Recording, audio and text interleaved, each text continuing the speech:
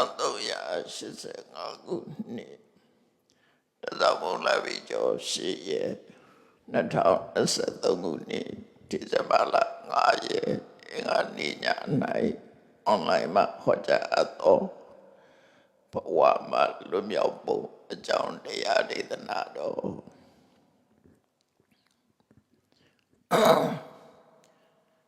ဝိမု ക്ത နဲ့အဝိမု ക്ത ဝိမု ക്ത ဆိုတာလွတ်မြောက်တယ်အဝိမု ക്ത ကမလွတ်မြောက်ဘူးတန်တရားထဲမှာရှိနေတဲ့ပုဂ္ဂိုလ်တွေဟာလွတ်မြောက်မှုမရကြဘူးလွတ်မြောက်တဲ့ဆိုတဲ့နေရာမှာအကြောင်းတရားဖြစ်တဲ့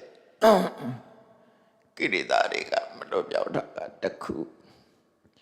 အကျိုးဖြစ်တဲ့ဘဝမှာမလွတ်မြောက်တာတစ်ခုကိလေသာကမလွတ်မြောက်လို့ရှိရင်ဘဝကလည်းမလွတ်မြောက်နိုင်ဘဝကိုဖန်တီးနေတာကကိလေသာနဲ့ကံပဲဖြစ်တယ်ကိလေသာရှိနေသမျှကံလေးဖြစ်နေဥမှာပဲကံနေကိလေသာနဲ့ကံနှစ်ခုပေါင်းစပ်ထားသမျှဘဝကလွတ်မြောက်ဖို့ဆိုတာမရှိဘူးအဲ့တော့လွတ်မြောက်တဲ့လမ်းမရှိဘူးလားဆိုတော့လွတ်မြောက်တဲ့လမ်းရှိတယ်လွတ်မြောက်တဲ့လမ်းကဘာလို့ဘဝကိုထုတ်လုပ်နေတာကိလေသာနဲ့ကံဒါကြောင့်ရှေးဥစွာကိလေသာတွေကိုဖယ်ရှားပြဖို့လိုတယ်ကိလေသာဖယ်ရှားလိုက်လို့ရှိရင်ကံတွေကလုံးမဖြစ်တော့ကံတွေကအကျိုးမထုတ်နိုင်တော့မထုတ်နိုင်သည့်အတွက်ကြောင့်ကံရဲ့အကျိုးဖြစ်တဲ့ဘဝဆိုတာခန္ဓာ၅ပါးတို့ရဲ့ဖြစ်မှုကိုပြောတာဥပပတ္တိဘဝနော်ဘဝကလွတ်မြောက်တယ်ပဋိစ္စသမုပ္ပါဒ်သုံးထားတဲ့ဘဝနှစ်ခုရှိဥပါဒနာပစ္စယဘဝပစ္စယစာတိအဲ့ဒီမှာဥပါဒနာပစ္စယဘဝလို့ပြောတဲ့အခါမှာဘဝဟာကမ္မဘဝလည်းဆိုင်တယ်ဥပပတ္တိဘဝလည်းဆိုင်တယ်ကမ္မဘဝဆိုတာကုသကံအကုသကံတွေကိုပြောတယ်ကမ္မဘဝကိုဖြစ်စေတဲ့ကံအဲ့ဒါကကမ္မဘဝဥပပတ္တိဘဝဆိုတာကမ္မနိဗ္ဗာန်ပြစ္ဆခန္ဓာကံကြောင့်ဖြစ်လာတဲ့ခန္ဓာ၅ပါးအဲ့တော့ဘဝနှမျိုးဟာကံကိုဖြစ်စေတဲ့ကံတရားဟာလည်းဘဝကံကထုတ်လုပ်တဲ့ခန္ဓာ၅ပါးလည်းဘဝပဲကမ္မဘဝဥပပတ္တိဘဝနှမျိုးအဲ့ဒီနှမျိုးကပထမကကမ္မဘဝကလွတ်မြောက်အောင်လုပ်ရမှာဖြစ်တယ်ကမ္မဘဝကလွတ်မြောက်မှာကာယအကျိုးဖြစ်တဲ့ခန္ဓာလို့ဆိုတဲ့ဥပပတ္တိဘဝကလွတ်မြောက်မှာဖြစ်တယ်အဲ့တော့ကံကလွတ်မြောက်အောင်လုပ်ဖို့ကြတော့မလုပ်ရမလဲလို့ဆိုရင်ကိလေသာကိုဖယ်ရှားအောင်မှာဖြစ်တယ်နော်ကံကိုဥဒဲပြောနေတော့လည်းပဲကိလေသာမရှိရင်ကံဆိုတာမရှိဘူးကံဆိုတာမဖြစ်ဘူးလို့ပြောတာနော်တို့တဲ့ဖြစ်ပေါ်လာတယ်ဟုတ်ကိလေသာအကူရမှာကမ္မအကျိုးပေးတာဖြစ်တယ်အဲ့တော့တရားကျင့်တော်ရတယ်ဆိုတာကိလေသာကိုဖယ်ရှားဖို့ကျင့်တော်တာပဲဖြစ်တယ်ဝိပဿနာတရားအထုတ်တာပဲဖြစ်ဖြစ်သမထကျင့်တာပဲဖြစ်စီအဲ့ဒါဟာကိလေသာကိုငြိမ်းတတ်တဲ့အလုပ်တွေပဲဖြစ်တယ်ပဋိစ္စသမုပ္ပါဒ်အဝိဇ္ဇာပစ္စယသင်္ခါရပစ္စယဝိညာဏအဝိဇ္ဇာလို့ပြောတာကိလေသာသင်္ခါရလို့ပြောတာကကံထို့တူပဲဥပါဒနာပစ္စယဘဝလို့ပြောတဲ့နေရာမှာဥပါဒနာပစ္စယလို့ဆိုတာကိလေသာ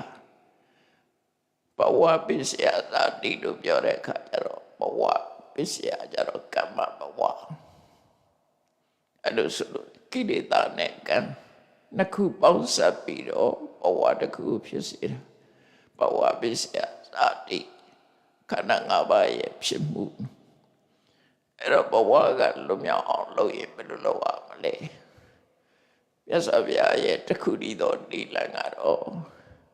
ဘဝကိုဘယ်သူတွေကထုတ်လုပ်နေတယ်လဲဘဝကိုဖြစ်စေတဲ့အကြောင်းတရားတွေကကိလေသာနဲ့ကံတွေပဲဖြစ်တယ်အဲ့တည်းမဲ့ကိလေသာကိုဖယ်လိုက်လို့ရှိရင်ကံကအကျိုးပေးလို့မရဘူးနော်ကိလေသာနဲ့ကံနှစ်မျိုးမှာဒီကကိလေသာကိုဖယ်ရမှာရှင်နာဂတိနာကမိလိန်နာမေကြီးကိုဖြည့်တဲ့အခါမှာအရှင်ဘုရားနောက်ဘဝဖြစ်အောင်မလားလို့မိလိန်နာမေကြီးကိုမေးတယ်နောက်ဘဝအရှင်ဘုရားပရိသတ်နဲ့နေအောင်မလားနောက်ဘဝဖြစ်အောင်မလားဆိုတဲ့မေးကိုမေးတော့ရှင်နာဂတိနာဘယ်လိုဖြေတော့ဆိုကိလေသာရှိနေသေးရင်တော့နောက်ဘဝဖြစ်အောင်မှာပဲကိလေသာမရှိတော့ဘူးဆိုရင်နောက်ဘဝမဖြစ်ဘူးလို့အဲ့ဒီအဖြစ်ကိုသတိထားမှာဖြစ်တယ်။သမန်တူတွေကြတော့ဘယ်လိုဖြစ်မလို့ရှင်ဗျာနောက်ဘဝဖြစ်မှာလားလို့ဆိုရင်ကံရှိရင်ဖြစ်မှာပေါ့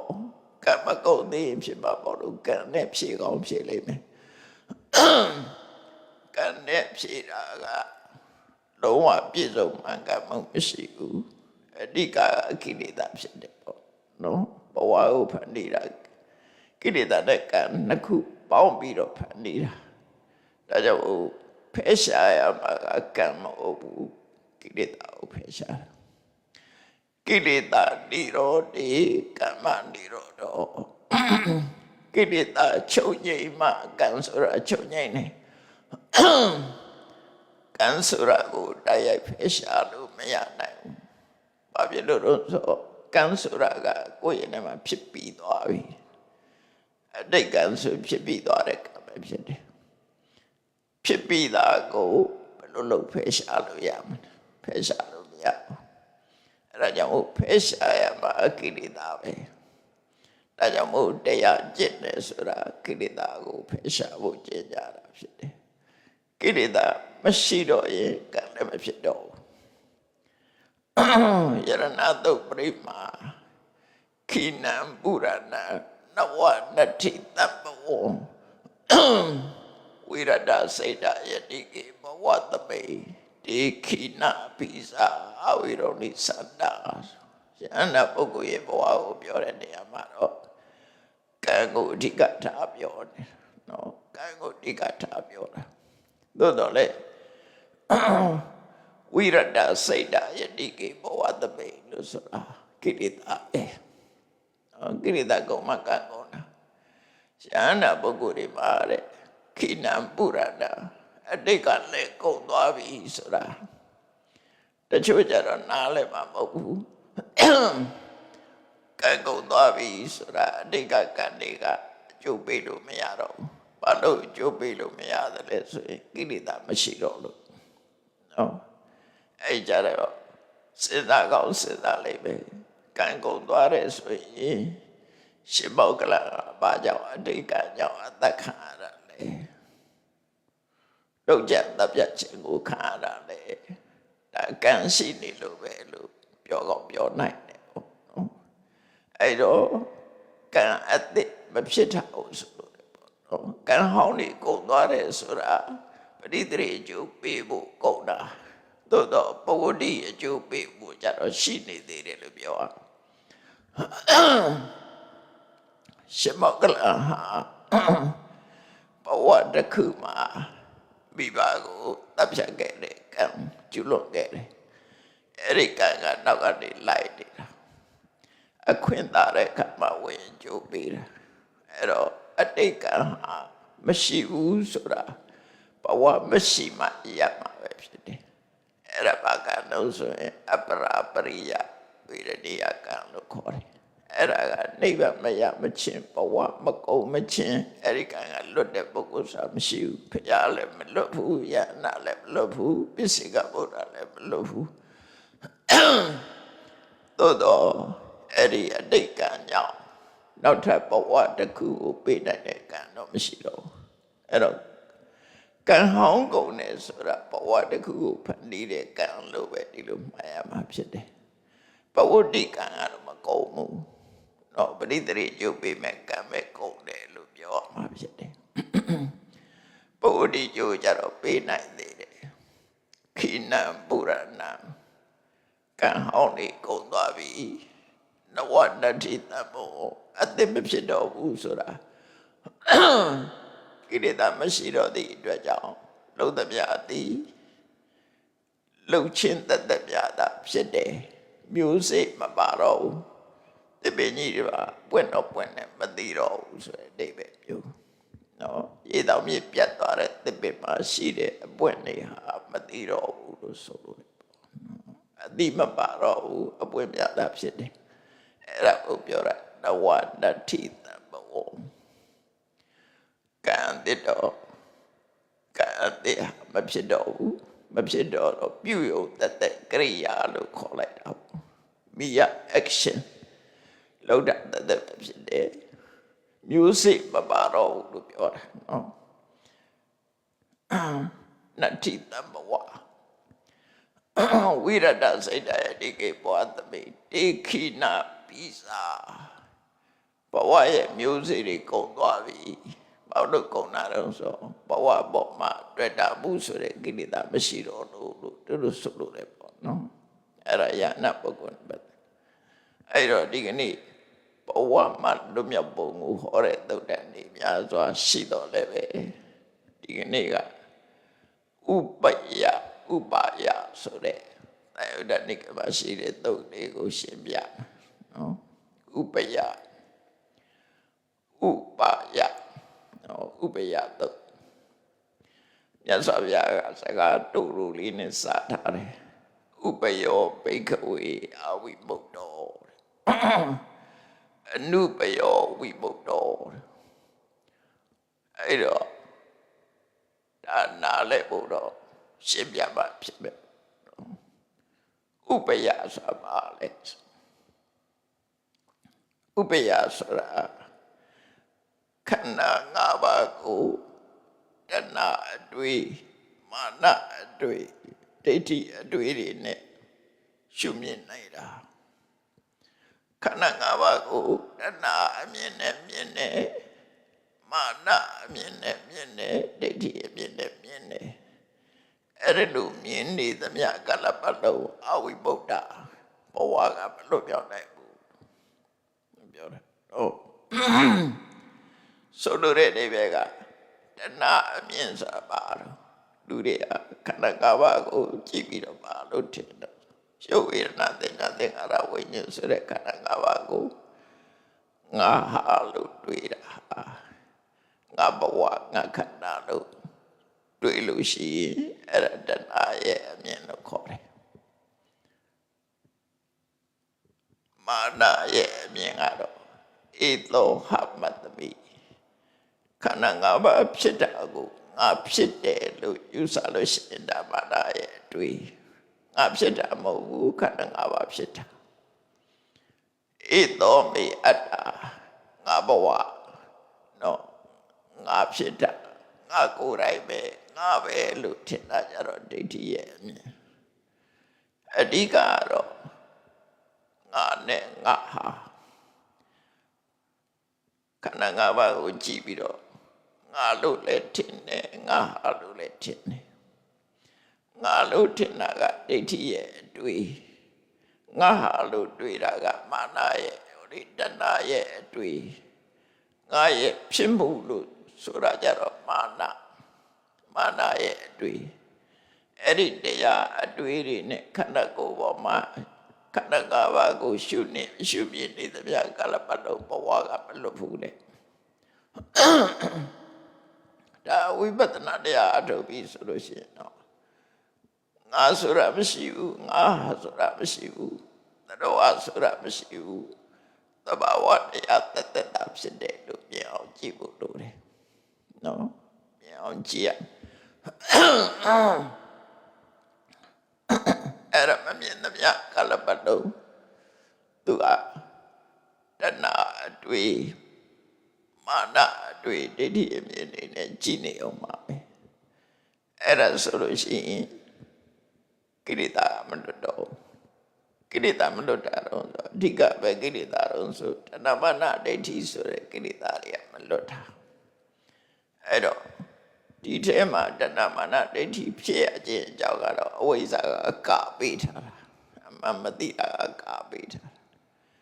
တဏှာလို့ပြောလိုက်ရင်တဏှာရဲ့အမြစ်ကဘယ်သူလို့ဆိုရင်ဝိဇ္ဇာပဲအဝိဇ္ဇာရှိနေသမျှတဏှာမကုန်နိုင်ဘူးတဏှာရှိနေမှာပဲသမူလံတဏှာမပု္ပ္ပရှာတဏှာလို့ပြောလိုက်ရင်တဏှာရဲ့အမြစ်ကအဝိဇ္ဇာဒါကြောင့်မို့အဝိဇ္ဇာဆိုတဲ့အမြစ်နဲ့တွဲနေတဲ့တဏှာလို့ဆိုလို့ရတယ်ပေါ့အဲ့ဒါလို့ရှိနေသမျှကာလပတ်လုံးဘဝကမလွတ်ပြောင်းနိုင်ဘူးတဲ့ဒါဖြင့်ဘဝကလွတ်မြောက်တာကြတော့အနုပယောဝိမု ക്തോ ခန္ဓာ၅ပါးကိုတဏှာအတွေ့မာနအတွေ့ဒိဋ္ဌိအမြင်နဲ့မမြင်ပဲသင်္ခါရတရားတက်တက်ခန္ဓာ၅ပါးတက်တက်သဘာဝတရားတက်တက်လို့မြင်နိုင်မှမြင်တဲ့အသိဉာဏ်ရမှဘဝကလွတ်မြောက်နိုင်တယ်ဆိုလိုတာကိလေသာမရှိမှဘဝကလွတ်မြောက်တယ်လို့ပြောတာနော်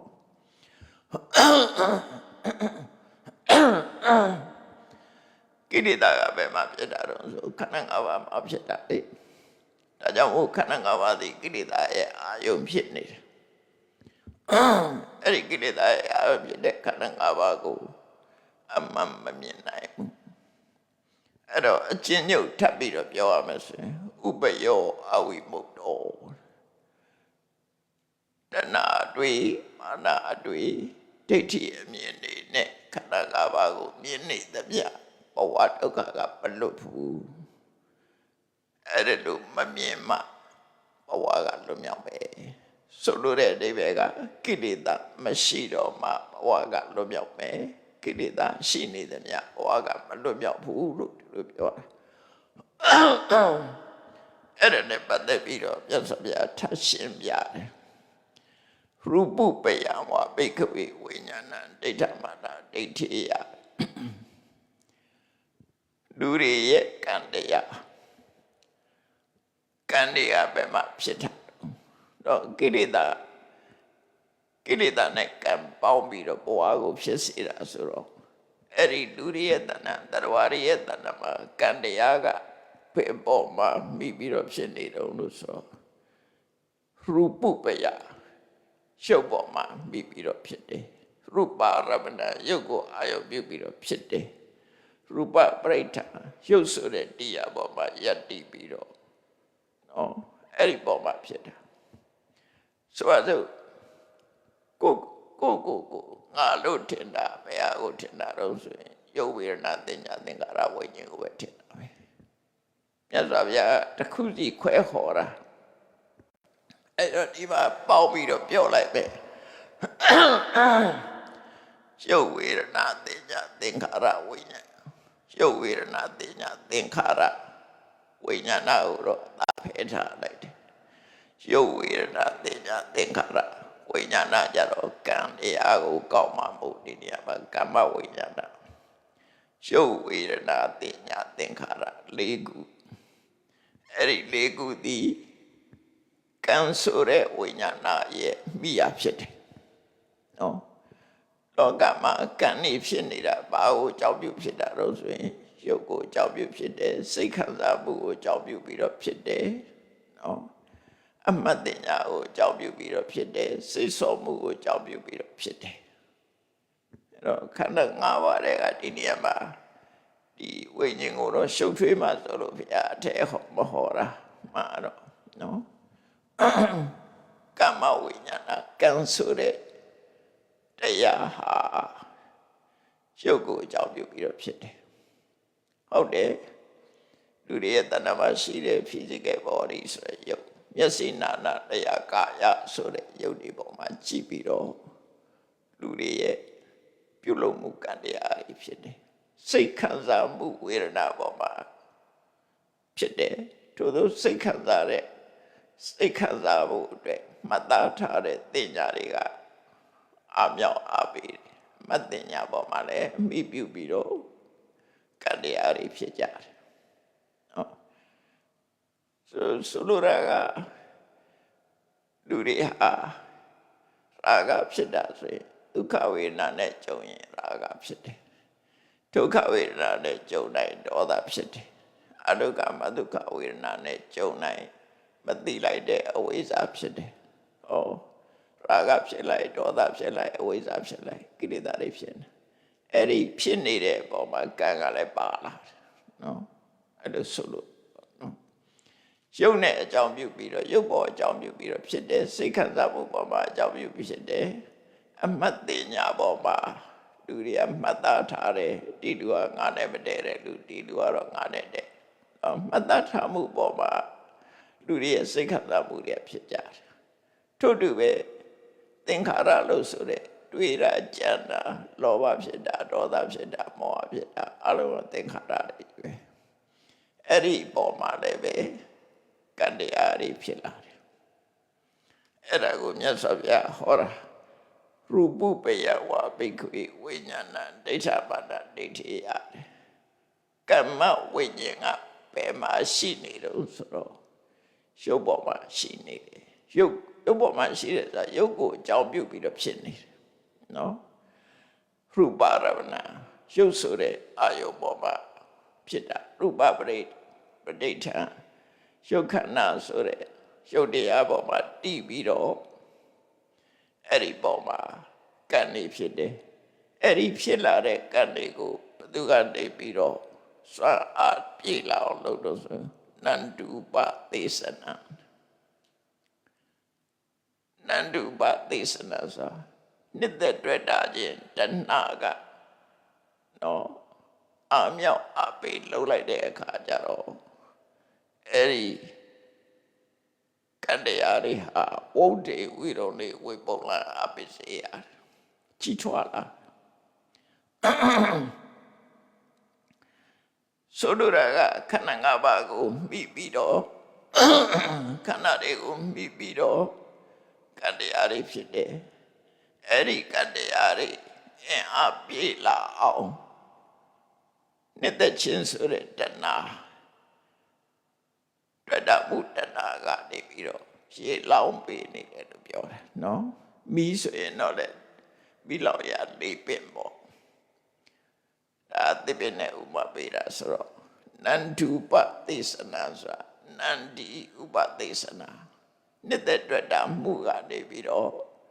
စွမ်းအားတွေပြည့်တော့ဖြစ်ပေးလိုက်တဲ့အခါကျတော့ကံတရားတွေဟာရှင်သန်ထွားကြလာတယ်လို့ပြောတယ်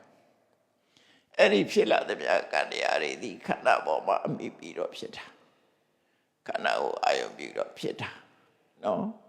ဖြစ်လာတဲ့ကံတရားတွေကိုရှင်သန်ထွားကြလောက်ဘယ်သူကလောက်တာတော့ဆိုကိလေသာလောက်တာ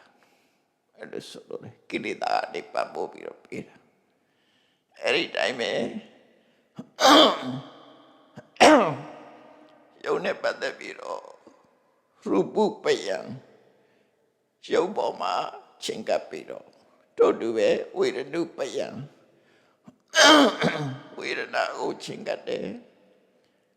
သင်ညုပယံသင်ညာပေါ်မှာချင်းကပ်တယ်သင်္ခါရုပယသင်္ခါရဆိုတဲ့ကြတဲ့စေတသိက်တွေပေါ်မှာချင်းကပ်တယ်အဲ့ဒီချင်းကပ်ပြီးတော့ကံတရားတွေဟာကြီးထွားလာတယ်တဏှာရဲ့အပေမှုဖြင့်ကံတရားတွေဟာကြီးထွားပြီးတော့အကောင်းလာတယ်တပင်ဟာမျိုးစေ့ကနေပြီးတော့ပြေပေါ်မှာစိုက်ပြီးချလိုက်တဲ့အခါမှာရေလောင်းပေးလိုက်တော့တပင်ကြီးကအရှင်သန်ထွားကြိုင်လာတယ်လို့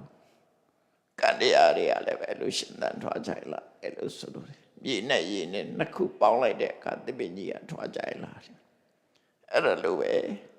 လူတွေရဲ့တဏှာဖြစ်တဲ့ကံတရားတွေဟာ အာယုန်နဲ့ကိလေသာနှစ်ခုပေါင်းပြီးတော့ပတ်ပိုးပေးလိုက်တဲ့အခါမှာကံတရားတွေကထွားကြလာတယ်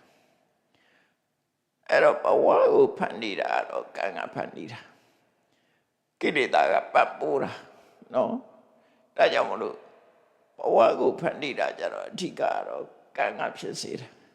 အဲ့တော့ကိလေသာတွေကအားပေးတာကိလေသာမရှိရင်ကံနဲ့မထွားကြဘူးကံနဲ့မရှင်သန်နိုင်ဘူး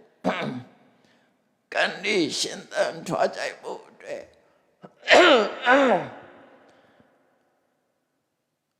ကံနဲ့ရှင်သန်ထွားကြဖို့အတွက်ကိလေသာ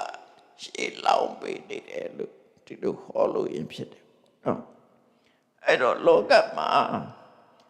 ကံတရားတွေဖြစ်လာတာမှန်သမျှပါနဲ့ပတ်သက်ပြီးတော့ဖြစ်တုံးဆိုရင်ရှုပ်တရားနဲ့ပတ်သက်တယ်စိတ်ခံစားချက်နဲ့ပတ်သက်တယ်စိတ်ရဲ့မှတ်သားမှုနဲ့ပတ်သက်တယ်စိတ်ရဲ့တွေးကြံမှုတွေနဲ့ပတ်သက်တယ်အဲ့ဒါကြောင့်မလို့ကာမဝိညာဏတွေရှင်သန်နေတယ်ကံတရားတွေရှင်သန်လာအဲ့တော့မြတ်စွာဘုရားကဒီကံတရားဖြစ်ဖို့အတွက်တချို့ကပြောကောင်းပြောနိုင်မယ်တဲ့ယောဘိက္ခွေဧဝံဝရေယအဟမညတရရူပအညတရဝေဒနာယအညတရတေညာယအညတရသင်္ခါရေဟိဝိညာဏတအကတိကတိဝါကမ္မဝိညာဏလောကမှာဖြစ်လာတဲ့ကမ္မဝိညာဏတွေကံတရားတွေဟာနော်ရူပခန္ဓာဆိုတာမရှိပဲဝေဒနာခန္ဓာဆိုတာမရှိပဲသင်္ညေခန္ဓာဆိုတာမရှိပဲသင်္ခါရခန္ဓာဆိုတာမရှိပဲဝိညာဏတတ်တဲ့နဲ့ဖြစ်လာတယ်ဆိုတာလုံးဝမရှိဘူးနော်ကံတရားဟာဉာဏ်နဲ့ခန္ဓာ၄ပါးနဲ့ပတ်သက်ပြန်တယ်မဖြစ်ဘူးလို့ပြောတယ်နော်ဝိညာဏကိုဒီနေရာမှာကမ္မဝိညာဉ်ပဲပြတ်ဆောဖျားဟောတာကံတရားကိုပဲကံနဲ့ရှင်နဲ့စိတ်ကိုနော်ကမ္မဝိညာဏကိုဟောတာအဲ့ဒီကမ္မဝိညာဏဖြစ်ပေါ်လာတာတို့အကျိုးပေးတာတို့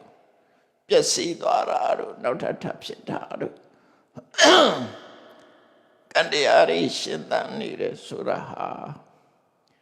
ရှုပ်ရှိလို့ဝေဒနာရှိလို့သင်ညာရှိလို့သင်္ခါရရှိလို့သူတို့ပေါ်မှာအခြေခံပြီးတော့တဏှာရဲ့ပတ်ဖို့မှုနဲ့ကံတရားတွေကရှင်သန်နေတာအဲ့တော့ယုတ်ဝေဒနာသင်ညာသင်္ခါရဆိုတာမရှိပဲနဲ့ကံတရားတွေရှင်သန်လာတယ်ဆိုတာလုံးဝဖြစ်နိုင်ဘူးနော်အဲ့ဒါကိုမြတ်စွာဘုရားဟောပြီးတော့နော်တန်တရားကလွတ်ဖို့ကြတော့ဘာဟောတော့ဆိုဒါကလောကမှာကံတရားတွေဖြစ်နေပုံနဲ့ပတ်သက်ပြီးတော့ဟောပြီးကံတရားတွေဘယ်လိုချုပ်ငြိမ်းသွားတယ်ဘယ်လိုချုပ်ငြိမ်းသွားမှဘဝကလွတ်မြောက်တယ်ဆိုတာကိုဆက်ဟောပြတယ်နော်ခုနကံတရားတွေဖြစ်လာပုံကိုဟောတယ်ဟောပြီးတဲ့အခါကျတော့ကံတရားတွေကိုဘယ်လိုချုပ်အောင်လုပ်ရမလဲဆိုတာရူပဓာတုယစေဘိက္ခွေဘိက္ခုနောရာဂောပိနောဟောတိရှုပ်ပေါ်မှာတွေ့တာတဲ့တဏှာအဲ့ဒါကိုဖယ်ရမယ်နော်ကိုယ့်ရဲ့ယုတ်ခန္ဓာပေါ်မှာယုတ်တရားပေါ်မှာတွေ့တာနေတဲ့တဏှာကိုဖယ်ရှားရမယ်အဲ့တော့ဆိုလိုတာကယုတ်တရားပေါ်မှာတွေ့တာတဲ့တဏှာကိုဖယ်ရှားဖို့ဆိုတော့မလုပ်ရမှာလေစောတော့ပြောရတဲ့အတိုင်းငါဆိုတဲ့အတွေ့ငါဟာဆိုတဲ့အတွေ့ဖယ်ရှားနော်ငါရဲ့ဖြစ်မှုသင်္ခါရတသက်များသာဖြစ်တဲ့သဘာဝတရားတသက်များသာလူတွေဟာငါလို့သတ်မှတ်လိုက်တာတဲ့ကြိုင်တဲ့ဒီတဏှာတွေကတိုးတက်လာတာငါဟာလို့တိုးတက်လိုက်တာငါလို့သတ်မှတ်လိုက်တာနဲ့အမြင်မှာပေါ်မှာအခြေခံပြီးတော့တဏှာမာနဒိဋ္ဌိတွေဖြစ်လာတယ်လို့ဒီလိုဆိုလို့လေနော်ယုတ်ဟာယုတ်တရားတသက်သာဖြစ်တယ်ငါမဟုတ်ဘူးလို့တွေးလိုက်မယ်ဆိုလို့ရှိရင်ခုနအဲ့ဒီလာမှာမဟုတ်ဘူး ငါလို့သိလိုက်တဲ့အချိန်မှာဆွဲလန်းမှုတွေကုန်ဝင်လာတယ်ဒါကြောင့်မို့ရှုပ်တရားပေါ်မှာတွေ့တာမှုကိုရှင်းရမယ်အရင်ရှင်းရမယ်ရှုပ်တရားပေါ်မှာတွေ့တာနေတဲ့စိတ်ကိုအရင်ရှင်းရမယ်ရာဂကိုရှင်းရမယ်ရာဂတပဟာနာဝိစိတ်တရမဏရာဂကိုပယ်လိုက်တာနဲ့တပြိုင်နက်ရာဂကြောင့်ဖြစ်ပေါ်နေတဲ့ကံတွေကပြတ်တောက်သွားပြီနော်ရာဂကိုအမိပြုပြီးတော့ဖြစ်နေတဲ့ကံတရားတွေအာယုန်တွေဟာပြတ်တောက်သွားပြီပြတ်တောက်သွားရင်ပဋိဋ္ဌာဝိညာဏတနာဟောတိရုပ်ခန္ဓာကြီးဟာရုပ်တရားကြီးဟာတဲ့ကာမဝိညာဏရဲ့တရားမဖြစ်တော့ဘူးဆိုလိုတာကရုပ်ပေါ်အကြောင်းပြုပြီးကံမဖြစ်တော့ဘူးလို့ဆိုလို့ပေါ့နော်အဲ့ဒါကိုပြောတာတွေ့တာမှုအခြေခံမှကံဆိုတာဖြစ်တယ်လောဘကိုအခြေခံပြီးတော့ကံဖြစ်တာဟုတ်ဒါလောဘကိုဥတည်ပြောတာပေါ့နော်ကိလေသာကိုဥတည်ပြောတာပဲအဲ့တော့ကိလေသာရှိနေမှကံဆိုတာဖြစ်တယ်ဒါကြောင့်ဘာလို့အောင်လဲကိလေသာကိုဖယ်ရှားမယ်ကိလေသာကိုဖယ်ရှားလိုက်ရင်ရုပ်တရားပေါ်မှာကိလေသာကိုဖယ်ရှားတယ်ဝိရဏပေါ်မှာကိလေသာကိုဖယ်ရှားလိုက်တယ်တင်ညာသင်္ခါရဝိညာဉ်တို့ပေါ်မှာကိလေသာကိုဖယ်ရှားလိုက်တယ်ဆိုရင်ဆိုလိုတာခန္ဓာ၅ပါးအပေါ်ဒီကြတော့ဝိညာဏလို့ပဲသုံးပြတ်ဆိုရဒီနေရာမှာစက္ကလုံးကိုပြောင်းသုံးထားတယ်ရူပဓာတုယဝေဒနာဓာတုယတင်ညာဓာတုယသင်္ခါရဓာတုယဝိညာဏဓာတုယလို့ခန္ဓာ၅ပါးကိုဓာတုဆိုတဲ့စကားလုံးနဲ့သုံးတာဘာဖြစ်လို့လဲဆိုရင်ရုပ်ဟာတရဝမဟုတ်ဘူးတဘာဝတရားတသက်ဖြစ်တယ်ဝေဒနာဟာလည်းပဲတတ္တဝမဟုတ်ဘူးတဘာဝတရားတသက်ပြတာဖြစ်တယ်တင်ညာဆိုတာလည်းတတ္တဝမဟုတ်ဘူးတဘာဝတရားတသက်ပြတာဖြစ်တယ်သင်္ခါရဆိုတာလည်းတတ္တဝမဟုတ်ဘူးတဘာဝတရားတသက်ပြတာဖြစ်တယ်ဝိညာဉ်ဆိုတာလည်းပဲတတ္တဝမဟုတ်ဘူးတဘာဝတရားတသက်ပြတာဖြစ်တယ်ဆိုတာကိုဓာတုဆိုတဲ့စကားလုံးနဲ့ပြတာနော်ဓာတုဆိုတာတတ္တဝမဟုတ်ဘူးလို့ပြောတာဓမ္မဆိုတာလည်းတူတူပဲဒါကြောင့်မို့လို့နေတ္တနေစီဝသဘာဝတတ္တဝတတ္တမဟုတ်ဘူးစီဝမဟုတ်ဘူးအတ္တမဟုတ်ဘူးတတ္တဝမဟုတ်ဘူးဆိုတာကိုထင်ရှားအောင်လို့ဒီစကားလုံးတွေကိုသုံးတာဖြစ်တယ်မြတ်စွာဘုရားဒါကြောင့်မို့ရုပ်ကိုရူပဓာတုဝေဒနာကိုဝေဒနာဓာတုတင်ညာကိုတင်ညာဓာတုသင်္ခါရတရားတွေကိုသင်္ခါရစေတသိက်တွေကိုသင်္ခါရဓာတုဝိညာဏဆိုတဲ့စိတ်ကိုဝိညာဏဓာတုအဲ့ဒီခန္ဓာ၅ပါးပေါ်မှာပထမဆုံးရှင်းပြရမှာဘာလို့ဆိုတွေ့တာမှုဆိုတဲ့ရာဂကိုရှင်းပြပါလို့နော်ရာဂကိုရင်ဖယ်လိုက်ပါလို့ပြောတယ်ဖယ်နေအောင်ကြိုးစားတရားထုတ်တယ်ဆိုတာအဲ့ဒါပဲ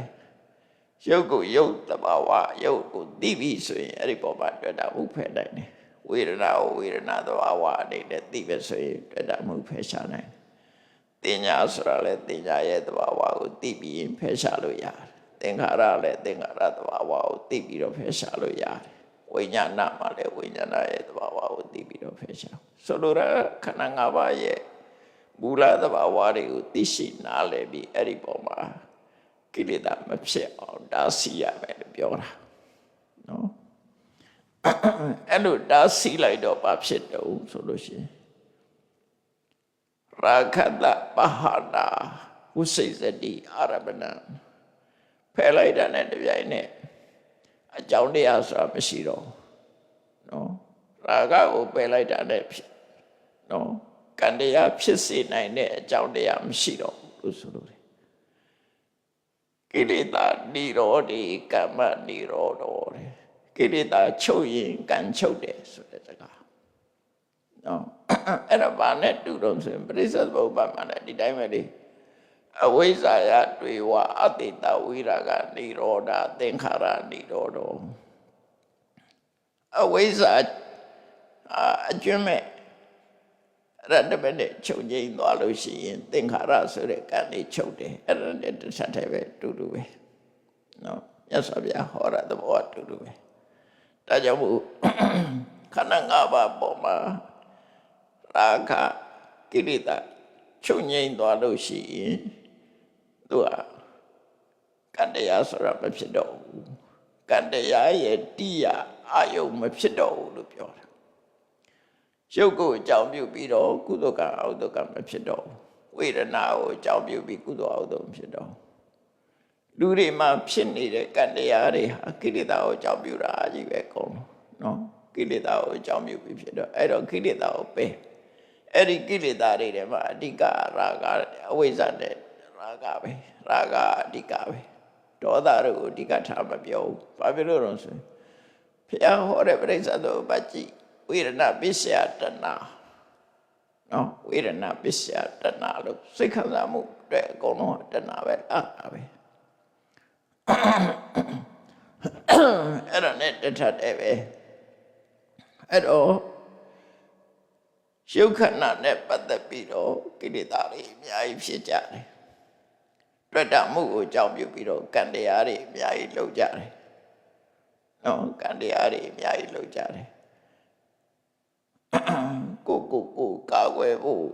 ကိုအသားကိုအထိမခံနိုင်လို့ဆိုတဲ့အတွေ့တွေနဲ့သူများကိုရလောက်တာကိုမြတ်တို့ကာကွယ်မှုကြောင့်ကာကွယ်ဖို့အတွက်နော်အကုသိုလ်လုပ်တွေလုပ်ကြတယ်ကိုယ့်ရဲ့စိတ်ခံစားချက်ကိုမစွန့်လွတ်နိုင်လို့အကုသိုလ်တွေလုပ်ကြတယ်ကိုယ့်ရဲ့အမှတ်တင်ညာကိုအကြောင်းပြုပြီးတော့အကုသိုလ်တွေလုပ်ကြတယ်ဒါကိလေသာကိုအကြောင်းပြုပြီးကံတွေဖြစ်နေတာကိုပြောတယ်နော်အဲ့တော့အကျဉ်းချုပ်ပြောလို့ဆိုရင်ခန္ဓာ၅ပါးသည်ကိလေသာရဲ့အာယုံပဲဖြစ်တယ်အဲ့ဒီကိလေသာဖြစ်တိုင်းကံတရားတွေကရောက်လာတယ်နော်ကံတရားလို့လောဘဖြစ်ရင်လည်းလောဘကိုအကြောင်းပြုပြီးတော့ကုသိုလ်ကံအကုသိုလ်ကံလုပ်တယ်ဒေါသဖြစ်ရင်လည်းဒေါသကိုအကြောင်းပြုပြီးတော့ကုသိုလ်အကုသိုလ်ဖြစ်တယ်မောဟဆိုရင်မောဟကိုအကြောင်းပြုပြီးတော့ကုသိုလ်အကုသိုလ်ကံတွေဖြစ်လာတယ်အဲ့တော့ကိလေသာအကြောင်းပြုပြီးတော့ဖြစ်လာတယ်အဲ့တော့ကိလေသာကိုပယ်လိုက်တဲ့တပြိုင်နက်ကံတရားမဖြစ်တော့ဆိုလိုတဲ့အိဗယ်ကအဲ့ဒါပဲတရားကိလေသာမဖြစ်ရင်ကံမဖြစ်ဘူးတဲ့နော်ကိလေသာမဖြစ်ရင်ကံတရားမဖြစ်တော့ဘူးကာမဝိညာဏကိလေသာပယ်လိုက်လို့ရှိရင်ကာမဝိညာဏသည်ကံတရားသည်ယတ္တိနိုင်စွာမရှိတော့ဘူးလို့ပြောတာနော်ကံတရားတွေယတ္တိနိုင်စွာမရှိတော့ဘူးအဲ့ဒီမှာတတပဋိဋ္ဌိတဝိညာဏအဝိရုံအနဝိသင်္ခိစ္ဆဝိမု ക്ത ံဘဝကလွတ်မြောက်ဖို့မြတ်စွာဘုရားပြောတာအဲ့ဒီကံတရားဟာတဲ့ယတ္တိတရားမရှိတော့ဘာဖြစ်လဲစီကမလာတော့ဘူးယတ္တိလို့မရတော့ဘူးကြီးထွားမလာတော့ဘူးကြီးထွားမလာတဲ့အခါမှာဘဝတစ်ခုကိုဖန်ဆင်းနိုင်ဆိုမရှိတော့ဘူးတတနော်အနပိသင်္ခိစ္ဆဆိုတာအပိသင်္ခစ္ဆဆိုတာဘဝကိုဖန်တီးတာအနပိသင်္ခိစ္ဆနာအပိသင်္ခိစ္ဆဘဝကိုမဖန်တီးတာနော်သင်္ခိစ္ဆဆိုတာ think create တော့ create အင်္ဂလိပ်စကားနဲ့လည်းခါစင် create ပဲဘဝတစ်ခုသူမဖန်တီးနိုင်တော့ဘူးတဲ့ဘာလို့လို့ဆိုရင်သူမအင်အားမရှိတော့ကိလေသာမရှိသည့်အတွက်ကြောင့်ကတ္တရားကဘဝတစ်ခုကိုကြိုးပေးဖို့ထီအောင်ဖန်တီးနိုင်တဲ့အစွမ်းရည်တတ္တိတွေသူကြားသွားရင်မရှိတော့အဲ့လိုဆိုလို့လေနော်အနဘိသင်္ခိစ္ဆဘဝတစ်ခုကိုဖန်တီးနိုင်စွမ်းမရှိတော့လို့ဝိမု ക്ത ံဘဝလွတ်သွားတယ်ဒါဘဝလွတ်တာအဲ့ပုံစံနဲ့ပဲလွတ်တာနော်အဖြစ်လို့ဘဝကလွတ်အောင်လုပ်ရတော့ဆိုရင်ဘဝထဲမှာရှိနေရင်ဘယ်အရာမှမမြဲဘူးအဲ့ဒီမမြဲတဲ့အရာတွေကိုမြဲအောင်လုပ်တဲ့နည်းလုံးဝမရှိဘူးနော်ဘဝထဲမှာရှိနေရင်ဘဝဆိုတာမမြဲဘူးမမြဲသည့်အတွက်ကြောင့်မမြဲလို့မြဲအောင်လုပ်တဲ့နည်းမရှိဘူးမရှိသည့်အတွက်ကြောင့်တရားအထုတ်တာတရားအထုတ်ရတယ်ဆိုတာအဲ့ဒါပဲဘာလို့အထုတ်တာတော့ဆိုရင်ဘဝကိုဖန်တီးနေတာတွေဖယ်ရှားပစ်ဖို့ပဲလို့ဘ ဘဝကလွတ်မြောက်ခြင်းမမြဲတာတွေကိုဖန်ဆီးနေတဲ့အကြောင်းတရားတွေကိုဖယ်ရှားမယ်ဖယ်ရှားလိုက်မှမမြဲတာတွေကုန်သွားပြီဆိုတဲ့အခါကျတော့မြဲတာဖြစ်လာမယ်နော်မမြဲခြင်းရဲ့အဆုံးသတ်ကြောင်းသွားမယ်လို့ပြောတာအဲ့ဒါကိုပဲနိဗ္ဗာန်လို့ပြောတာသင်္ခါရတရားတွေကုန်သွားလို့ရှင်သင်္ခါရဆိုတာသဗ္ဗသင်္ခါရအိဋ္ဌာပဲလေပဲသင်္ခါရပဲဖြစ်ဖြစ်ပြုပြင်ဖန်တီးထားတဲ့အကြောင်းပေါ်မှာမိတည်ပြီးတော့ဖြစ်နေတဲ့သင်္ခါရတရားတွေဟာတခုမှမမြဲဘူးအဲ့ဒီမမြဲသည့်အတွက်ကြောင့်တရားကျင့်ရတယ်။ဘာကြောင့်တရားကျင့်တာတော့မမြဲတာတွေကိုဆုံးသတ်ဖို့အတွက်တရားကျင့်တာဒါပြင်တရားမကျင့်ဘဲနဲ့မမြဲတာတွေကိုမြဲအောင်လုပ်လို့မရဘူးလားဆိုမရဒီလမ်းမရှိဘူးနော်မမြဲတဲ့သင်္ခါရကိုမြဲအောင်လုပ်တဲ့ဒီလမ်းမရှိဘူးဒါပဲလို့လူတွေကတော့မသိအောင်ဖိုးထိုးကြတယ်ဓာတ်လုံးတွေဆောင်းကြတယ်ပြတောက်တယ်နော်အင်းချတယ်တော့လုပ်နေကြတာပဲတို့တော့မပြေဘူးဆိုတာမရဘူးဘုရားတော်မှာမြတ်စွာဘုရားရဲ့ခန္ဓာတော်မမြဲဘူးလေဘဝဆိုတာတမန်ပုဂ္ဂိုလ်ရဲ့ခန္ဓာသို့တော်လူတွေကမြဲခြင်းတာမြဲခြင်းဒီအတွက်ကြောင့်စိတ်ကူးတယ်မှာတော့ဘုရားဆိုတာဒီယန္တာပုဂ္ဂိုလ်ဟာသိပြီးလို့ရှိရင်အမတန်သိမ်မွေးတဲ့ဘဝရှိတယ်လို့ယူဆတဲ့ပုဂ္ဂိုလ်တွေလည်းရှိသေးတယ်နော်မာယာနာကိုင်းနေပါဆိုလို့ရှိရင်မြတ်စွာဘုရားပြိဋိဘံစံသွားတာဟုတ်တယ်ဒါပေမဲ့ကောရမဘုရားကပြိဋိဘံစံပြီးတော့နောက်တကအရိပိတိယဘုရားအနေနဲ့ပြန်ကြွလာအောင်ဒီဘုရားတဆုတည်းပဲတဲ့သူတို့မာယာနာကိုင်းနေရတချို့ကလို့ယူဆတာနော်ဟိန္ဒူရဲ့အတွေ့တွေဝင်လာထာဝရမြဲတယ်ဆိုတဲ့အယူဆအဲ့တော့သူတို့အယူဆပြောမယ်ဆိုရင်ကင်းကဝလူသက်စုဘကပွင့်တဲ့ဖရာဆိုတာတဆုတယ်ပဲဒီကိုယ်တော်ပဲထထကြွလာနေတယ်ဆိုတဲ့အတိတ်ပဲနော်နေမနာကာယတဲ့ဖန်ဆင်းပြီးတော့လာတာဖန်ဆင်းပြီးတော့ပြတာတကယ်မဟုတ်ဘူးလို့ဆိုတယ်သူတို့ကဒါအယူဆတွေကိုပြောပြတာသို့တော့မြတ်စွာဘုရားရဲ့အစစ်ကဟောတဲ့တရားအစစ်ကသဗ္ဗေသင်္ခါရအိဋ္ဌာဖန်တီးထားတဲ့ဘဝအလုံးသင်္ခါရအလုံးဒီဖြစ်ပြီးပျောက်ကွယ်သွားမှာပဲဘယ်တော့မှမမြဲဘူးအဲ့လိုမမြဲခြင်းကြောင့်တရားကျင့်မှုလိုအပ်တယ်တရားကျင့်တာဟာမမြဲတာကိုမြဲအောင်လုပ်ဖို့မဟုတ်ဘူးမမြဲတာတွေကိုအဆုံးသတ်ဖို့ပဲဖြစ်တယ်အဲ့ဒီမမြဲတဲ့အရာတွေကိုမြတ်စွာဘုရားကဒုက္ခလို့သတ်မှတ်ပေးတာနော်ဒါကြောင့်မို့ဟောတဲ့ကမြတ်စွာဘုရားကငါကလောကမှာအရှိတရားအနေနဲ့ပြောတာနှစ်ခုပဲဒုက္ခနဲ့ဒုက္ခនិရောဓဒီနှစ်ခုပဲပြောတာဒုက္ခရှိတယ်အဲ့ဒီဒုက္ခချုပ်ငြိမ်းတယ်ဆိုတာရှိတယ်ဒီနှစ်ခုပဲလောကမှာရှိနေတာမှန်သမျှယုတ်ဝေဒနာသင်္ခါရအလုံးကိုချုပ်ပြီးတော့ခေါ်လိုက်ရင်ဒုက္ခလို့ပြောတာနော်ဒုက္ခလို့ပြောတာတခါတည်းကျတော့သင်္ခါရလို့ပြောတာတူတူပဲဒါတရားဘာကြောင့်ဒုက္ခလို့ဆိုယရဒိဋ္ဌတဒိဋ္ဌမမြဲလို့ဒုက္ခလို့ပြောတာလူတွေညီတဲ့ဒုက္ခနဲ့မတူဘူးဒါမမြဲတဲ့ဒုက္ခပြောတာနော်အဲ့တော့ဒီမမြဲတဲ့အရာကိုမြဲအောင်လုပ်ဖို့တရားကျင့်တာမဟုတ်ဘူးမမြဲဘူးဆိုတဲ့သင်္ခါရဒုက္ခတွေအဆုံးသတ်အောင်တရားကျင့်တာဖြစ်တယ်ဘယ်နည်းနဲ့အဆုံးသတ်တုံးဆိုခုနမမြဲတဲ့သင်္ခါရတွေရဲ့သဘာဝသိပြီးတော့အဲ့ဒီသဘာဝတရားတွေပေါ်မှာတွေ့တာမှုဖယ်တာပဲဒါကြောင့်မို့နိတရဏထွက်ပေါက်ကိုပေးတဲ့အခါမှာမြတ်စွာဘုရားသန္တာရကပဟနာနော်သန္တာရကဝိတယောသန္တာရကပဟနာဘဝကြီးကထွက်ပေါက်ကအိစစ်ဆိုတာပါလေလေရင်ခွင်းနဲ့သွားတဲ့အခါကျတော့အိစစ်ဆိုတာရှိတယ် တိုက်ကြီးတွေဆောက်ဦးတွေကြီးတွေတမှာအိတ်ဆက်လို့ရေးထားတာရှိတယ်ထွက်ပေါက်ဆိုတာ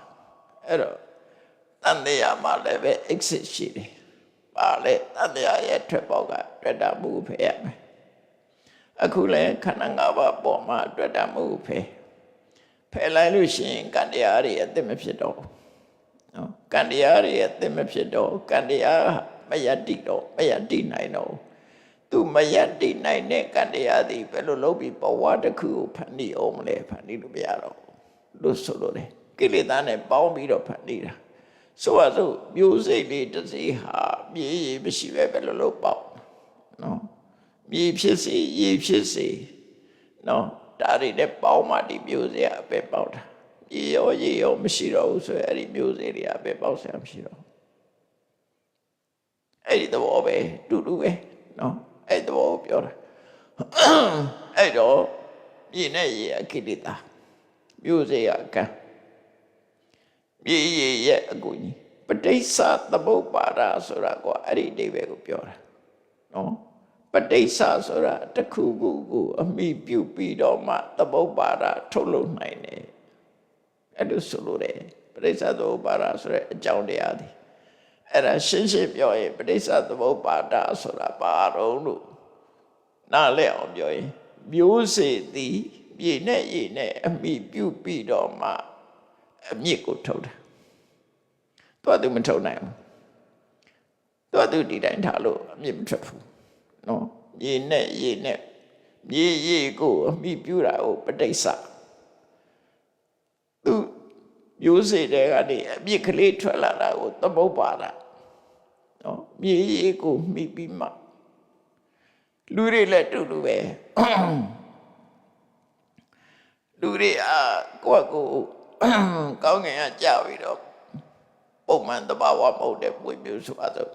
ပုံမှန်အခုမွေးနေတာတွေကြည့်လို့ရှိရင်လူတွေကဘာကိုအမိပြုပြီးမွေးရတာအမေဖေရဲ့သွေးသားကိုအမိပြုပြီးတော့လူ့ဘဝလာတာနော်မိဘမရှိပဲနဲ့မွေးလာတာနဲ့တယ်ပေါ့ဖြစ်နိုင်တာတော့ရှိတယ်ပေါ့နော်အဲ့တော့မိဘကိုအမိပြုပြီးတော့ဘဝတစ်ခုကဖြစ်လာတာအဲ့ဒါကိုပဋိစ္စသမုပ္ပါဒလို့ပြောတာနော်အကြောင်းတစ်ခုကိုဆွဲပြီးတော့သူကလုပ်လို့ရတယ်အဲ့တော့ဆွဲစရာအကြောင်းမရှိတော့ဘူးဆိုရင်သူကလည်းမလုပ်နိုင်တော့အဲ့တော့ကိလေသာကံနဲ့ကိလေသာကိုပယ်လိုက်တာနဲ့ကံနဲ့မယတ္တိနိုင်တော့မယတ္တိနိုင်တော့သူကဘဝတစ်ခုကိုမဖန်တီးနိုင်တော့ဘူးအဲ့ဒီနည်းနဲ့ဘဝကလွတ်တယ်လို့ပြောတယ်နော်ဒါဘဝကလွတ်မြောက်ပုံအဲ့တော့မြတ်စွာဘုရားဆက်ဟောတာတတပဋိဋ္ဌိတံဝိညာဏံအဝိရုဏံအနဝိသင်္ခိစဝိမု ക്തံ အဲ့ဒီကံတရားဟာတဲ့ယတ္တိရမရှိသည့်အတွက်ကြောင့်ကြီးထွားမလာတော့ကြီးထွားမလာသည့်အတွက်ကြောင့်ဘဝတစ်ခုကိုဖန်တီးဖို့ရအတွက်သူအားမရှိတော့ရင်လူဟာဘဝကလွတ်မြောက်သွားတယ်လို့ဆိုလိုတယ်ပေါ့အဲ့တော့ဆိုလိုတာကတော့မြတ်စွာဘုရားတပြည့်နေရာဟောလိုက်တဲ့တူတူပဲဒီသုဒ္ဓနော်လွတ်မြောက်တယ်ဆိုတာဘယ်ကလွတ်မြောက်တာနံပါတ်1ကိလေသာလွတ်မြောက်တာကိလေသာကလွတ်မြောက်တာနဲ့ကံကလွတ်မြောက်သွားတယ်ကိလေသာကံကလွတ်မြောက်သွားရင်ဘဝလွတ်မြောက်တာပဲအဲ့လိုဆိုလိုတယ်နော်အဲ့တော့တရားအထုတ်တာတို့ဘာလို့ဆိုကိလေသာလွတ်အောင်ထုတ်တာကိလေသာရှိနေတယ်များကံနေရှိနေမယ်ကိလေသာကုန်မှကံကုန်မယ်အဲ့ဒီအိဗယ်ကိုပြောတာအဲ့တော့ဟုတ်ပြီဘဝကလွတ်သွားပြီစိတ်ဓာတ်တွေကကံတရားတွေကပထမကိလေသာကလွတ်သွားတယ်လွတ်ရင်ကံကလည်းလွတ်သွားတယ်လွတ်သွားတော့ဘာဖြစ်တော့ဝိမု ക്ത တထိတံခိုင်ပြည့်သွားပြီနောက်ဘဝတွေလျှောက်သွားစရာမလိုတော့ထိတရပ်သွားပြီလွတ်မြောက်ပြီးရပ်သွားပြီလေအခုကမလွတ်မြောက်သေးလို့ရှိရင်နောက်သွားအောင်ပါပဲသွားလိုက်ပြန်လိုက်လာလိုက်နဲ့နေပါပဲအဂတိဂတိနော်လာရပြန်နေအခုဘုန်းကြီးတို့တွေလူဝလာနေကြပြီးပြန်ကြနော်သုတိဥပပတ္တိနောက်ဘဝတွေပါသိလိုက်အောင်ပဲပြီးတော့ပွေးပြန်အောင်ပဲမယတ္တိဘူး အဲ့တော့လွတ်မြောက်သွားတဲ့ပုဂ္ဂိုလ်ကြတော့ထိတံရပ်တန့်သွားပြီရပ်သွားပြီနော်ရှေ့ဆက်မလဲတော့ဘူးအဲ့တော့ရပ်တန့်သွားတော့ပါထိတတံတန်တုတ်တိတံရပ်သွားသည့်အတွက်ကြောင့်ငြိမ့်သက်သွားတဲ့အခါခြေတန့်ဆရာဖြစ်လာတယ်နော်လက်ပတ်နေရှုပ်ထွေးနေဦးငြိမ့်သက်သွားရင်ခြေတန့်ဆရာဖြစ်တယ်တန်တုတ်တိတတာနာပရိတတတိစိတ်ထဲမှာကျဉ်နှက်သွားတဲ့ပုဂ္ဂိုလ်တရားဝေဟာဘယ်တော့မှစိတ်ထဲမှာပူလောင်တာတို့တန်တာတာတို့မဖြစ်တော့နော်တန်တာတာမဖြစ်တော့အပရိတတံပစ္စတိညေဝပရိနိဗ္ဗာယိမပူပန်မတောင်းတသည့်အတွက်ကြောင့်အဲ့ဒီပူပန်မှုမရှိတဲ့ပုဂ္ဂိုလ်ကိုယ်တိုင်ငြိမ်းချမ်းသွားပြီငြိမ်းသွားပြီမဖြစ်တော့ဘူးငြိမ်းသွားပြီအဲ့ကြတော့ဒါယန္နာဖြစ်သွားတော့ပြောတာနော်ယန္နာဖြစ်သွားတော့ဘာဖြစ်တော့ခိနာဇာတိဝိဖွာဖို့အတွက်ကုန်သွားပြီမရှိတော့ဘူးဝုတိတံမြမစရိယတရားကျင့်တဲ့အလုပ်ကလည်းပြီးသွားပြီကတံကရဏိယလှုပ်ရှားရှိတာတွေအလုံးပြီးသွားပြီနာပရံဣတတနတော့ထလှုပ်ဖို့မရှိတော့ဘူးအပိတလှုပ်လိုက်တာအဲ့ဒါပဲယန္နာဖြစ်သွားတယ်လို့ပြောဒီသုံးပါအဲ့ဒါနဲ့နော်ဒီကုံချုပ်ထားတာဖြစ်တယ်ဒါကမြတ်စွာဘုရားကယဟန်တွေကိုဟောတဲ့သုတ်တံပဲဒါဗုဒ္ဓရဲ့ကျင့်စဉ်ကဒီတိုင်းပဲသွားတာအဲ့တော့ဒီသုတ်တံရဲ့အဓိကဘာလို့ဆိုလို့ရှိရင်ကိလေသာတွေရှိနေတဲ့ဗျာကံရှိနေဦးမယ်ကံကိလေသာရှိနေတဲ့ဗျာမင်းတို့မလွတ်ဘူးကိလေသာမရှိမှလွတ်မယ်ဆိုတဲ့အဓိပ္ပာယ်ကိုဒီ message ကိုမြတ်စွာဘုရားပေးတာပဲဖြစ်တယ်ဒါကြောင့်ကိလေသာကုန်မှကံကုန်မယ်ကံကုန်မှဘဝကလွတ်မြောက်မယ်ဆိုတဲ့ပဋိစ္စသမုပ္ပါဒ်နဲ့တထထဲအဓိပ္ပာယ်တူတဲ့ဒေသနာကိုဟောကြားတာဖြစ်တယ်ဒါကြောင့်ကိလေသာတွေပယ်ဖို့အတွက်ခန္ဓာ၅ပါးကိုခန္ဓာ၅ပါးလို့မြင်အောင်ပဲကြည့်ငါလို့မမြင်စေနဲ့ငါဟာလို့မမြင်စေနဲ့ငါဖြစ်တာမဟုတ်ဘူးခန္ဓာ၅ပါးရဲ့ဖြစ်ခြင်းများတာဖြစ်တယ်လို့သိအောင်ဝိပဿနာတရားချစ်တဲ့ကျုပ်ကိုပွားများအထောက်မယ်လို့ဒီဟာကိုပြောတာဒါကြောင့်တရားချစ်ခင်သူတော်စင်ပြိဿပေါင်းတို့ဥပယသုတ်တံမှာအနှစ်ချုပ်လိုက်တဲ့အခါဘဝမှာလွတ်မြောက်ပုံကိုရှင်းလင်းဟောကြားတဲ့တရားကိုနာယူရပြီးတော့တို့တွေဘဝကလက်မြောက်ဖို့ရအတွက်ဘာဟာဖယ်ရှားရမယ်ဆိုတာသိရှိနားလည်ပြီးတော့ထိုတရားကိရိတာတွေကိုဖယ်ရှားနိုင်အောင်ကျင့်ကြံကြုတ်ကိုပွားများအထောက်နိုင်ကြပါစေကုန်သတည်း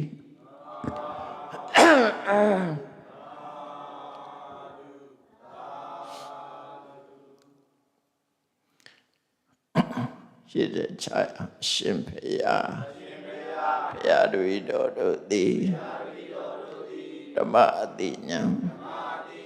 ရရှိမှသာလျှင်နိဗ္ဗာန်ချမ်းသာကို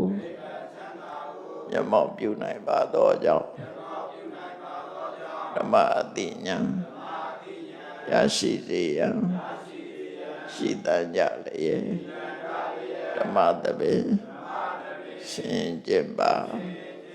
ပြုလုပ်ကြ၍အမတဒါနဓမ္မဒါနတရားလူတော်ကိုပေးလူကြပါကုန်၏တရားတော်မြတ်ကိုကျွတ်သိလေးမြတ်စွာမမတ်တာသာအာယုန်ထားလျက်နာကြားကြပါကုန်၏တရားတော်မြတ်ကိုတတ္တဗဝတ္ထုစုစုတို့ဖြင့်ပူဇော်ကြပါကုန်၏ယနေ့ယခုအထုပြုလုပ်ကြရသောဤကောင်းမှုဤကုသိုလ်စုစုသည်နိဗ္ဗာန်ချမ်းသာ၏အကြောင်းထောက်ပံ့ဖြစ်ပါစေတည်းဤကောင်းမှုဤဘုရားကကိုအမိအဖာအဖို့ဖာဆွေပြုကြတည်တော်အားကုသိုလ်အမြတ်ဝေငှပါကုန်၏သာသနာတော်ဆောင်တတ်လောကဆောင်တတ်တို့အား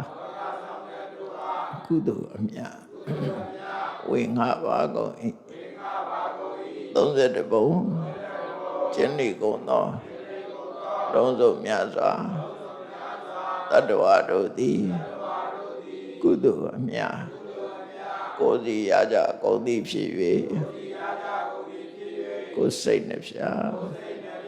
ချမ်းသာကြသည်ဖြစ်ကြပါစေကုန်သတည်း